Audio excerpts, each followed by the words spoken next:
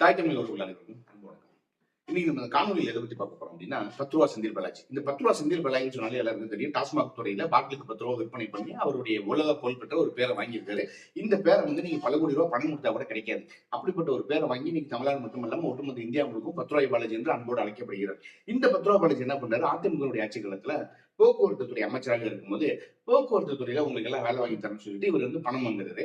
இந்த பணம் வாங்கக்கூடிய விடயத்துல வந்து சம்பந்தப்பட்டது வந்து யாருன்னு பாத்தீங்கன்னா அவருடைய தம்பி அசோக்குமார் அவர்களும் அவருடைய பிஏ அவருடைய பேரும் குறிப்பிடப்பட்டிருக்கு. இதுல வந்து இடைத்தரகர் ஒருவரும் பேரும் குறிப்பிடப்பட்டிருக்கு. இந்த பிரச்சனையில் இப்படி இருக்கட்டும். இதே அவரு அதிமுக இருக்காரு செந்தில் பாலாஜி அவர்கள். அப்போது இந்நாள் முதல்வர் திராவிட மாநிலத்தினுடைய முதல்வர் ஸ்டாலின் அவர்கள் என்ன பண்றாரு? கரூருக்கு போகும்போது அங்க ஒரு கூட்டத்துல பேசுறாரு. இந்த கரூர்ல நடப்பது உங்களுக்கு தெரியுமா? இந்த கரூர்ல மண்ணு கடத்துறாங்க, ஆளை கடத்தி மிரட்டி பணம் வாங்குறாங்க, கேபிள்ல பணம் திருடுறாங்க, அது மட்டும் இல்லாம வேலை வாங்கி தரன்னு சொல்லி பணம் பெற்று கொண்டு ஏமாத்துறாங்க. ஊழலின் பேர்வழி செந்தில் பாலாஜி அப்படின்னு பேசினவர் யாரு? நம்ம ஐயா ஸ்டாலின். அங்க இருக்கும்போது ஒரு அதிமுக இருக்கும்போது திடீர்னு அவர் அங்கிருந்து விரட்டப்பட்டு இங்க வந்தோன்னே செந்தில் பாலாஜி மாரி ஒரு நல்ல மனிதனை இந்த உலகத்திலேயே பார்க்க முடியாதுங்க. அப்ப தங்கம்னா தங்கம் எப்படியோ ஒரு 65-70 கிலோ இருப்பான்னு நினைக்கிறேன். 70 இருக்கு சொக்க தங்கம் அப்படிங்கிற மாதிரி தாங்குறாங்க. என்னடா இது இந்த தாங்குறாங்க அப்படின்னு பார்த்தா கொங்கு மண்டலத்தையே கையில வச்சிருக்காருங்க. கரூர், அப்புறம் இருக்கிற திருப்பூர், அங்க இருக்கிற கோயம்புத்தூர், எல்லா ஊரையும் நான் வச்சிருக்கேங்கிற மாதிரி போட்டு வச்சு எப்படியா ஒண்ணு பண்ணிட்டாங்க. சரி, இதெல்லாம் நடந்துட்டு இருக்கும்போது அண்ணன் வந்து உலக புகழ் பெற்றுட்டு இருக்காப்புல, டாக்டருக்கு 10 ரூபா வாங்கிட்டு இருக்கும்போது திடீர்னு என்ன பண்றாங்க? இடி வந்து டக்குன்னு விசாரணை அது இதுன்னு போறாங்க.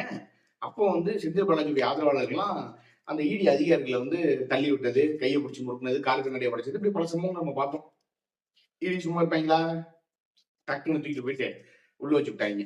வச்சு நொங்கு வச்சு அப்புறம் அந்த பிரச்சனை அது இதெல்லாம் பண்ணும்போது செந்தில் பாலாஜி அண்ணனை கைது பண்ணும்போது அப்படியே அந்த மயில் வந்து அந்த கார்ல ஏறி அண்ணன் அப்படி படுக்கிறாரு, இப்படி தலையில கை வச்சு படுக்கிறாரு. படுக்கும்போது அப்படி க்ளோஸ்அப்ல காட்டுறாங்க. யூரின் போயிட்டாரு. என்ன பயத்துல யூரினா போவீங்க? கொள்ளடிக்கும் போது ஊழல் பண்ணும்போது தெரியாதா என்னைக்காவது நம்ம ஒரு தண்டனை அனுபவிக்கணும் அப்படின்னு? உப்பு திங்கும் போது நமக்கு என்ன தெரியும்? ஐயோ உப்பு தின்னா தண்ணி குடிச்சாலும் தெரியும்ல. அப்ப உப்பு தின்னவன் தண்ணி குடிக்கணும், தப்பு பண்ணவன் தண்டனை அனுபவிச்சாலுமா இல்லையா? அப்ப தெரியாது. எப்படிங்கிறதான் ஒரு நாள் நம்ம மாட்ட போறோம்னு. நீங்க பாட்டுக்கு பாட்டிலுக்கு 10 ரூபா வாங்குறீங்க, போக்குவரத்து துறையில வேலை வாங்கி தரணும், லஞ்சம் வாங்குறீங்க, அப்புறம் என்ன பண்ணுவீங்க? தூக்கி உள்ள வச்சு கும்பா தான் செய்வீங்க. சேர்ந்து உள்ள போனாருல்ல. போனதுக்கு அப்புறம் வந்து அரசு மருத்துவமனையில இருந்தாரு. திடீர்னு நெஞ்சு வலிக்கிட்டாரு. ஐயோ என்னடா திடீர்னு நெஞ்சு வலிக்கிட்டாரு? ஒருவேளை திமுக ஆட்சி பொறுப்புல எதுவும் பண்ணிருக்காரோ, அதெல்லாம் விசாரணை பண்ணிட்டு வந்துருவாங்களோன்னு தெரியலையே. சரி, என்னதான் நடக்குதுன்னு பொறுத்து வந்து பார்க்கணும். உடனே தனியார் மருத்துவமனைக்கு கொண்டு போயிட்டாங்க. ஏன்னா அரசு மருத்துவமனை தரமற்ற முறையில் இருக்குன்னு இப்படி சம்பவங்கள் நடைபெறும் போது நம்ம தெரிஞ்சுக்கலாம். முதல்வருக்கு உடம்பு சரியில்லைன்னா உடனே தனியார் மருத்துவமனை, அமைச்சர்களுக்கு உடம்பு சரியில்லைன்னா தனியார் மருத்துவமனை, எம்எல்ஏக்களுக்கு உடம்பு சரியில்லைன்னா தனியார் மருத்துவமனை, எம்பிகளுக்கு உடம்பு சரியில்லைன்னா தனியார் மருத்துவமனை, அந்த திமுகவுடைய மாவட்ட கழக பொறுப்பாளர்களுக்கு உடல்நிலை சரியில்லைன்னா தனியார் மருத்துவமனை. ஆனா யாருமே அரசு மருத்துவமனை போக மாட்டாங்க. ஏன் இப்ப அமைச்சர் சுப்பிரமணியம் இருக்காருல்ல, இப்ப சுகாதாரத்துறை அமைச்சர், அவருக்கு உடல்நிலை சரியில்லை. இப்ப இந்த ஒரு 5 ஆண்டுகள் அப்ப ஆட்சியில் இருக்கான்னு வச்சுங்க. இந்த 5 ஆண்டுகள் அவர் அமைச்சர் இருக்கிற சுகாதாரத்துறை அமைச்சராக இருக்காரு. இந்த 5 ஆண்டுகள் எத்தனை முறை அவர் போய் மருத்துவம் பார்த்துருப்பாரு நினைக்கிறீங்க? அரசு மருத்துவமனையில எல்லாம் தனியார் தான். இப்ப சுப்பிரமணியம் அவருடைய மனைவியோ இல்ல அவருடைய பேர குழந்தைகளோ இல்ல அவருடைய உறவினர்களோ யாராவது அரசு மருத்துவமனைக்கு போவாங்கன்னு நினைக்கிறீங்க? அதுக்கெல்லாம் வாய்ப்பே இல்லை. நீங்களும் நானும் தான் அரசு மருத்துவமனைக்கு போகணும். அவங்களாம் தனியார் மருத்துவமனை தான். அப்படி செந்தில் பாலாஜி அவர்களும் தனியார் மருத்துவமனை போய் படுத்துட்டாரு. அதுக்கப்புறம் அப்படி இப்படின்னு சொல்லி அப்புறம் வழக்கறிஞர்லாம் வச்சு 1 வருஷம் சிறையில வச்சு கும்பிட்டு கும்பிட்டாங்க. அண்ணனை சிறையில இருக்கும்போது அப்படி ஆயிடும் இப்படி ஆயிடும், அது நடந்துடும் இது நடந்துடும் பல்வேறு தரப்பு பல விதமா பேசினாங்க. எப்படியோ மனுஷன் யார் செஞ்ச புண்ணியமோ தெரியல வெளில வந்துட்டாப்ல. அந்த நேரத்துலதான் ஒரு காட்சி ஒண்ணு வெளியானது. யாருன்னா நம்ம அந்த கரூர்ல எம்பியா இருக்காங்களே அவங்க ஜோதிமணி அவர்கள். அவங்க அப்படியே ஓடி போய் செந்தில் பாலாஜியை போய் பார்க்க போன அந்த காட்சிகள் எல்லாம் மீன்ஸ் போட்டு காட்சிகள்லாம் நம்ம பார்த்துருவோம். இதெல்லாம் ஒரு பக்கம் பண்ணாலும் இன்னைக்கு இந்த சுப்ரீம் கோர்ட் என்ன சொல்லியிருக்காங்க அப்படின்னா, செந்தில் பாலாஜியோட வழக்குல 2000 எஃப்ஐஆர் இருக்கு. இந்த 2000 எஃப்ஐஆரையும் ஒரே முறையில் நம்ம விசாரிக்க முடியாது. அதனால மெயின் அக்யூஸ்ட் யாரு அப்படின்னா செந்தில் பாலாஜியோட தம்பி அவர் அசோக்குமார், அதுக்கப்புறம் அவருடைய பிஏ, அதுக்கப்புறம் ஒரு இடைத்தரகர் ஒருத்தர். இந்த 4 பேர் தான் மெயின் அக்யூஸ்டா வந்து உச்சநீதிமன்றம் சொல்லுது. அப்ப இந்த 2000 பேரையும் வச்சு நீங்க விசாரணை நடத்தணும்னா காலம் முழுக்க செந்தில் பாலாஜி சிறைக்கே போக முடியாது, காலம் முழுக்க இந்த வழக்கு முடியவும் முடியாது. அதனால வந்து தமிழக அரசு இந்த வழக்குக்கு வந்து மிகப்பெரிய அளவில் முட்டு கொடுக்குது. அப்ப நம்ம என்ன கேட்கிறோம்? இந்த ஒரு வழக்குக்கு தமிழக அரசு இவ்வளவு இம்பார்ட்டன்ட் கொடுக்குது இல்ல. அப்ப நான் என்ன கேட்கிறேன்னா, ஒரு வழக்குக்கு ஒரு செந்தில் பாலாஜின்ற ஒரு நபருக்கு இவ்வளவு முக்கியத்துவம் கொடுத்து அவர் உள்ள போயிடக்கூடாது, அவர் எப்படியாவது வெளியில் எடுத்துவோம்னு நினைக்கக்கூடிய நீங்கள் ஏன் இந்த தமிழக மக்கள் மீது அவர்கள் படக்கூடிய இந்த கஷ்டங்கள் மீதும் அவர்கள்ட்ட இருக்கக்கூடிய பிரச்சனை மீதும் ஒரு கவனத்தை கொண்டு போய் அதுக்கான தீர்மானத்தை கொடுப்பதில்லை? நாங்க தொடர்ச்சியா சொல்றோம், ஆணவ படுகொலைக்கு தமிழ்நாட்டில் தனி சட்டம் இயற்ற வேண்டும்னு. தனிச்சட்டம் தேவையில்லைன்னு சட்டமன்றத்துல பேசினார் ஐயா மு க ஸ்டாலின் அவர்கள். இன்னைக்கு நடந்திருக்கா இல்லையா? ஆணவ படுகொலை நடந்திருக்கா இல்லையா? தொடர்ச்சியா நடந்துகிட்டு இருக்கா இல்லையா? இதே போல தமிழ்நாட்டுல தொடர்ச்சியாக நாளுக்கு நாள் நீங்க செய்தித்தாள்களை பிரட்டினீங்கன்னா கொலை, கொள்ளை, பாலியல் தொல்லை, செயின் செயின் பருப்பு, சங்கிலி அறுப்பு இப்படிலாம் பேசுவார்ல ஐயா ஸ்டாலின். அதே மாதிரி நடந்துட்டு இருக்கா இல்லையா? எங்க பெருங்குடி ரயில்வே ஸ்டேஷன்ல ஒரு பெண்மணி உட்காந்துருக்காங்க. அவங்க பக்கத்துல போய் உட்காந்து பட்ட பகல வந்து கழுத்துல இருக்க செயின் எடுத்துட்டு போறான். அப்ப ஏன்னா தமிழ்நாட்டுல சட்டம் ஒழுங்கு சரியில்லை. ஒவ்வொரு துறையும் சரியில்லை. பள்ளி கல்வித்துறையா இருக்கட்டும், நீர்வளத்துறையா இருக்கட்டும். நீர்வளத்துறையினுடைய இருக்கக்கூடிய துறைமுருகன் என்ன சொல்றாரு? அட்டாச் ஏறாது, அட்டாச் ஏறாது அப்படிங்கிறாரு. என்ன ஒருத்தர் தானே அமைச்சர் தானே, எசி தானேங்கிறாரு, நீ ஓசிங்கிறாரு, நான் ஃபேமிலி பொட்டியா பல பலன் இருக்குங்கிறாரு. என்னதான் நடக்குறீங்க? இப்ப அராஜகம், ரவுடிசம் இதுதான் திமுக ஆச்சுன்னா அப்ப மக்களுக்கு நீங்க என்ன நல்லது செய்ய போறீங்க? மக்களுடைய பிரச்சனை என்னவோ அதை கவனத்துல எடுத்து பார்ப்பதில்லை. இவர் வந்துருவாரு, இளவரசர், பட்டத்து இளவரசர் முடிசூடா மன்னன் வந்து நான் கார்பரேஷன் நடத்துறேன் போது கார்பரேஷன் யாருக்காக நடத்தணும்னு கேட்டா பதில் கிடையாது. என்னடா எப்பா விளையாட்டுத்துறை அமைச்சராக இருந்து இவங்க விளையாடுற விளையாட்டை நம்ம வாழ்க்கை பாதிக்கப்படும் போது அந்த அளவுக்கு விளையாடுறாங்க. சரி, இதெல்லாம் ஒரு புறமானாலும் இந்த செந்தில் பாலாஜிங்கிற ஒரு நபரை மட்டும் ஏன் வந்து இந்த திமுக மட்டும் இல்ல, குறிப்பா ஐயா மு க ஸ்டாலின் இந்த அளவுக்கு பாதுகாக்கிறாரு அப்படின்னு நீங்க பாருங்க. இப்ப நான் ஒரு விஷயம் சொல்றேன். இப்ப அண்ணன் செந்தில் பாலாஜி அவர்களுடைய தாய்மொழி என்ன நீங்களே கேட்டுக்கங்க. இப்ப அண்ணன் பொன்முடி அவர்களுடைய தாய்மொழி என்ன நீங்களே அதையும் கேட்டுக்கங்க. அண்ணன் ஜெகத்ரட்சகன் அவர்களுடைய தாய்மொழி என்ன? இப்ப இதெல்லாம் பார்க்கும்போது உங்களுக்கு ஒரு விஷயம் தோணும். இப்ப ஜெகத்ரட்சகன் அவர்கள் 900 கோடி ரூபாய் அபராதம் கட்டினாரு. அவர் வந்து இந்த பிரச்சனையில சிக்கினாரு ஈடி ரேட்ல. பொன்முடி அவர்களும் அந்த செம்மண் கடத்தல் வழக்கு அது இதுன்னு சொல்லிட்டு அவரும் அந்த பிரச்சனையில மாட்டினாரு. அதுக்கு பின்பாக வந்து பார்த்தீங்கன்னா செந்தில் பாலாஜி அவருடைய தாய்மொழி என்ன பாத்துக்கணும். அப்படி இந்த பக்கம் வருவோம். KM நேரு அவருடைய தாய்மொழி என்ன? ஏவா வேலு அவருடைய தாய்மொழி என்ன? KKSSR அவருடைய தாய்மொழி என்ன?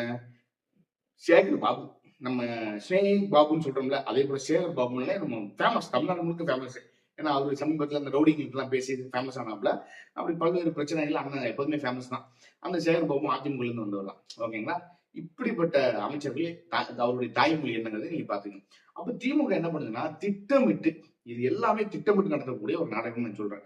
அப்ப செந்தில் பாலாஜி என்ற ஒரு நபரை பாதுகாப்பதற்காக இவ்வளவு விலையில் இறங்கக்கூடிய இந்த திமுக அரசை, இந்த மு க ஸ்டாலின் அவர்கள், இந்த அமைச்சர் பெருமக்கள்லாம் ஏன் வந்து மற்ற விஷயங்களை கவனம் செலுத்துவதில்ல? அப்ப நம்ம என்ன கேட்கிறோம்னா, இந்த வழக்கை தமிழ்நாட்டுல நடத்தாம இந்த வழக்கை நீங்க வேறு ஒரு மாநிலத்துல நடத்தணும்னு தான் கேட்கிறோம். இப்ப கடந்த காலங்கள்ல அம்மையார் ஜெயலலிதா அவர்களுடைய அவங்க வந்து குற்றச்சாட்டப்பட்ட போது அந்த சொத்து குவிப்பு வழக்குல வந்து பாத்தீங்கன்னா கர்நாடகா போய் அங்கதான் வழக்கு நடத்தப்பட்டு, அதே போல தமிழ்நாட்டுக்குள்ளேயே வந்து செந்தில் பாலாஜியுடைய வழக்கு வச்சு நீங்க பாத்தீங்கன்னா இந்த திமுக அரசு என்ன பண்ணணும்னா செந்தில் பாலாஜியை காப்பாத்துறதுக்கு தான் பார்க்கும். இப்ப நீங்க நினைக்கலாம், ஆட்சி மாற்றம் வந்துருச்சுன்னா செந்தில் பாலாஜியை வந்து காப்பாத்திடுவாங்களோ இல்ல தண்டனை வாங்கி கொடுத்துருவாங்களோ அப்படின்னு.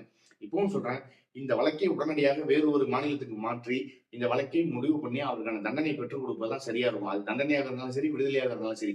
இப்போ வரைக்கும் நீங்க பாருங்க, அவரு வெளில வர்றாரு, ஜாமீன்ல வெளில வர்றாரு. வெளியில வந்த உடனே எதுக்கு அவருக்கு அமைச்சர் பொறுப்பு? அதுவும் 2 இலாக்காவையும் தூக்கி கொடுக்கறது. அப்புறம் வந்து ஒரு இலாக்காவா மாத்துறது, அப்புறம் இலாக்கா இல்லாத அமைச்சரா இருப்பது. அதுக்கப்புறமா வந்து பாத்தீங்கன்னா அமைச்சரே இல்ல, ஏன்னா நம்ம பெயில வந்திருக்காங்களா, அப்ப பெயில காரணம் கட்டும்போது நீதிமன்றம் கேட்குது, இப்ப அமைச்சரா இருக்கீங்க, அப்புறம் எப்படி நான் பெயில் கொடுக்க முடியும் அப்படின்லாம் கேட்கும்போது உடனே அமைச்சர் பொறுப்பு வேணாம்னு சொல்லிட்டு வெளில வந்துட்டாரு. சரி, இப்ப நாங்க என்ன கேட்கிறோம்னா, இந்த திருட்டு திமுகன்னு சொன்னோம்னா கூட இவங்களுக்கு வெக்கமான சூடு சொன்னா வராது போல. இந்த திருட்டு திமுக ஏன் இந்த அளவுக்கு இவங்க வந்து பாதுகாக்குதுன்னு தெரியல. அப்ப என்ன நாங்க கேட்கிறோம்னா, இந்த வழக்கு வேறு ஒரு மாநிலத்தில் உடனடியாக விசாரணை செய்யணும்னு இப்ப பாட்டாளி மக்கள் கட்சியினுடைய தலைவராக இருக்கக்கூடிய அண்ணன் அன்புமணி ராமதாஸ் அவர்களும் சொல்லியிருக்காரு. இன்னும் நிறைய அரசியல் கட்சி தலைவர்களும் இதற்கு வந்து எதிர்ப்பு தெரிவிக்கிறாங்க. ஏன்னா செந்தில் பாலாஜியை வந்து காப்பாற்றுறதுக்காகவே தமிழக அரசு வந்து பெரிய அளவுல கை கொடுக்குது. செந்தில் பாலாஜி எப்படியாவது இந்த வழக்கிலிருந்து வெளில கொண்டு வந்து. அப்ப நாங்க என்ன கேட்கிறோம்னா, இதுவரையும் அசோக்குமார் அவருடைய பண்ணை வீட்டுல இருக்காருன்னு சொன்னீங்க. அசோக்குமார் எங்க இருக்காரு? இன்னும் இல்ல. என்னன்னா எதையும் நம்ம கேட்க முடியாது. அசோக்குமார் எங்க இருக்காரு தெரியாது, அவர் PA எங்க இருக்காரு தெரியாது, இந்த இடைத்தரகராக இருக்கக்கூடிய நபர் எங்க இருக்காரு தெரியாது. சரி, செந்தில் பாலாஜி எப்படிப்பா அன்னைக்கு பாருங்க ஒரு காணொலி பாக்குறேன். செந்தில் பாலாஜி அப்படியே ஒரு ஸ்கூட்டர்ல உட்காந்துக்கிட்டு அப்படியே போறாரு பைக்ல. வணக்கம் வணக்கம் வணக்கம் வணக்கம் வணக்கம் வணக்கம். ஒரு ரூபாய் மதிக்கல உங்களை. நீங்க ஸ்கூட்டர்ல உட்காந்து சீன் போட்டுட்டு போறீங்க. அப்ப என்னன்னா தேர்தல் வந்துருச்சு, இந்த தேர்தலில் ஏதாவது ஒண்ணு பண்ணணும் அப்படின்னு செந்தில் பாலாஜி காப்பாற்றுறதுக்கு திமுக அரசு பாதிக்க தவிர, அதனால இந்த வழக்கை வேறு மாநிலத்துக்கு கொண்டு போறதுல எந்த விதமான பிரச்சனையும் இல்லை. ஆனா இது திமுக அரசு செய்யுமான்னு கேட்டீங்கன்னா தெரியல. அதனாலதான் நீங்க உச்சநீதிமன்றத்துடைய நீதிபதிகளை இவங்களுக்கு எடுக்கக்கூடிய கேள்வியை கேட்டிருக்காங்க. திமுக அரசே வந்து செந்தில் பாலாஜியை காப்பாற்றுறதுக்கு பாக்குது அப்படின்ட்டு மக்களாகி நீங்கள் தான் முடிவு பண்ணணும் எது சரி எது தப்பு அப்படின்ட்டு. இன்னமும் நான் சொல்வது என்னன்னா, இதே போன்ற திமுக மீண்டும் மீண்டும் வாக்களிச்சு நீங்க இருந்தீங்கன்னா கடைசி வரைக்கும் நாசமா போகணும். இதுதான் உண்மை. அதனால மீண்டும் ஒரு காணொலியை சந்திப்போம். நன்றி, வணக்கம்.